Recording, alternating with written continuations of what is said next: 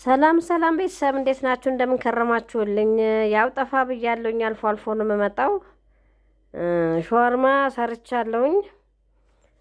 ዛሬ ለጾሙ አማራጭ ብዬ ነው የሰራሁት። በሁለት አይነት ቂጣ ሰልሲም ቆንጆ አድርጌ በሁለት አይነት አትክልት። ያው ወደ አዘገጃጀቱም ወደ መቀመሙም እንሂድ። ያው እንግዲህ ቤተሰብ የሻዋርማ ቂጣችን በዚህ መልክ እያዘጋጀናት ነው።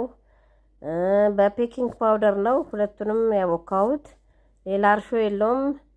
ትንሽ አይናማ አድርጌ የምሰራበት ምክንያት ያው ቀደም ሲል የተሰራ ሶስ አለኝ በደንብ የተቀመመ በማጣፈጫ መልክ ያዘጋጀሁት አለ። እሱን ለመቀባት ነው። እንደሚታየው ያው አይኑ ፈጠጥ ብዙ ባይልም እንደ አነባበሩ መልክ ከአነባበሩ መለስ ባለ ነው።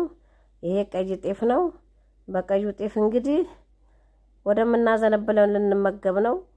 እኔም ደስ ይለኛል። በሁለት አይነት ቂጣን ያዘጋጀሁት አቤታችን የምንሰራው አንድም ከንጽህና አንድም ከየፍላጎታችን በየቤታችን ቅመም በየቤታችን ግብአት ፍላጎት።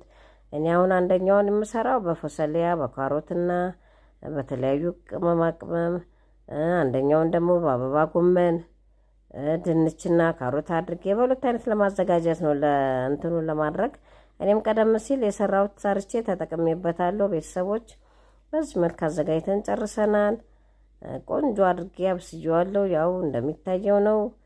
እንደነገርኳችሁ ፈጠጥ አላለም። ያው ይገባበታል እንትኑ። ዘይታችንን አግለን ፎሰሊያ በለብ ባለ ውሃና ጨው አድርጌ ትንዘፍዘፍ አድርጌዋለሁ። በመካከለኛ ቆረጥ አድርጌ በደንብ የታጠበ የተዘጋጀ ነው። እንደምታዩት ነው።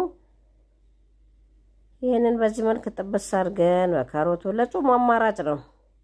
አሁን ለማሳየት ነው እንጂ ቀጣይ ያው ጾሙም ሲፈታ ደግሞ በስጋዎችና በአሳንትኖች ለማዘጋጀት ዝግጁ ነኝ። ቤተሰብ ሰብስክራይብ፣ ላይክ እና ሼር አትርሱ። ቀደም ሲል ከሰራሁትም ካበረታታችሁኝ ከሰጣችሁኝ አስተያየት እያመሰገንኩ አሁንም ልሰራ መፈልገውን እየነገራችሁኝ እንደዚሁም ደግሞ በተለያየ መልክ ሀሳብ ስትሰጡኝ በእግሬ ለመቆም ትረዱኛላችሁ። ያው ካሮቱን በእንጨቱን አውጥቼ ቀጠን አድርጌ ተዘጋጀ ነው። እንደሚታየው ነው ውዶች። በሁለት አይነት ነው የሚያዘጋጀው። የቤቱን ቅመማ ቅመም እንደየፍላጎታችን ሽንኩርቱንም ቢሆን በሽሪ ሚል መልክ ተዘጋጅቷል። ይሄ የጾም አማራጭ ነው። ወቅቱም ስለሆነ ነው የሞከርኩትን ነው ቶሎ ወደ ቪዲዮ ማመጣው።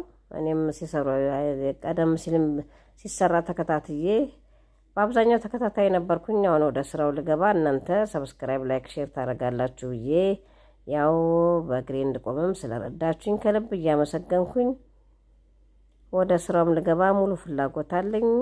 ዘግየት ያልኩ በመጣበት እንግዲህ አልፎ አልፎ ነው የምሰራው። ሳትታዘቡኝም አትቀሩም። ሼር ላይክ አድርጉ፣ ኮሜንትም ስጡኝ። ከልብ እያመሰገንኩ በሁለት አይነት ነው የሰራሁት። ሌላም አለ በአበባ ጎመንና በድንች በካሮት የተዘጋጀ። ይሄ ቃሪያው ነው። ቅመም እንግዲህ ያው ሚጥሚጣ ጨምሬያለሁ። ጨውም ነው።